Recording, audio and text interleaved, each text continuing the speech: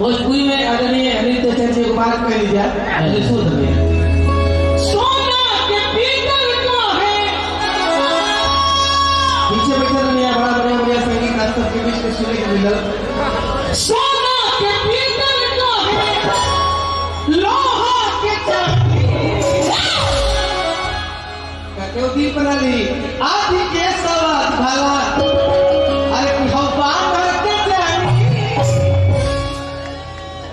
भेड़िया के देश घरियाल भले राजा अमरगरी सियार बन के लूटा दर राजा पांच मुंह भूखे राजा हम बात राजा आदि के सवाल भाला बानर का जानी कब का गावे का पहिले पूछे का बाबू इसमें तभी अपना रे खास कहला चाहे रुपया की शिवानी दियो हो और मेरी भारती जी कहाँ है चाहूँ भारती जी भी आ जाए ये रूपा आप लोग देखते होंगे यूट्यूब पे देखते हैं ना कि मलाई देख के वाह दोस्त के जोड़ा बहुत इधर हमारे से 20 पड़ा था सही बता रहा देखिए लोग कोर्स कर दिया मलाई देख के ये करना मन कर चाटेला अपना सकेत कपड़ा तोहरा कैसे आटेला ए भारती तुम दिन भर में कौन कुर्ता फाड़ती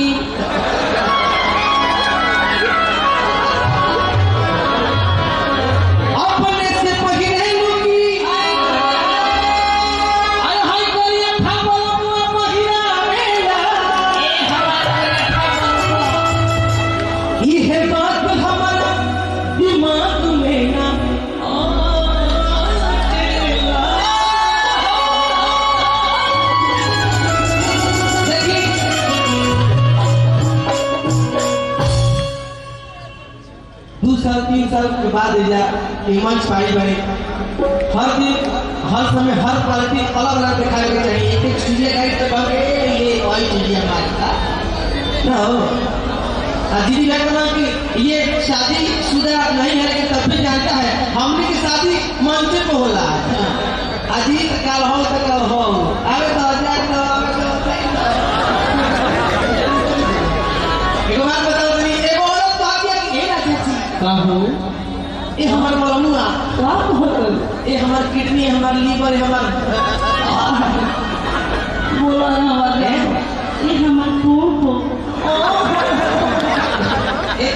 हमार और कहते के राजा जी बोलो सुनत नहीं किरवा गाजियाबाद के प्रोग्राम हुई बा और आप छुट्टी लेके आओ तो स्पेशल गाजियाबाद के प्रोग्राम देख कहती विजयनगर में और अब क्या बड़ी भाव से कहते हैं देखो हम प्रोग्राम देखे जाए लेकिन क्या लेके यहाँ तो नहीं मानी मन चीज तरी कहत क्या का भाव है बा कि आओ तेरा कोई के देखो हमार तो कहला केहू ये मंच है केहू सब समझ के चलो कंपटीशन भाव है कंपटीशन रहेगा मजा आएगा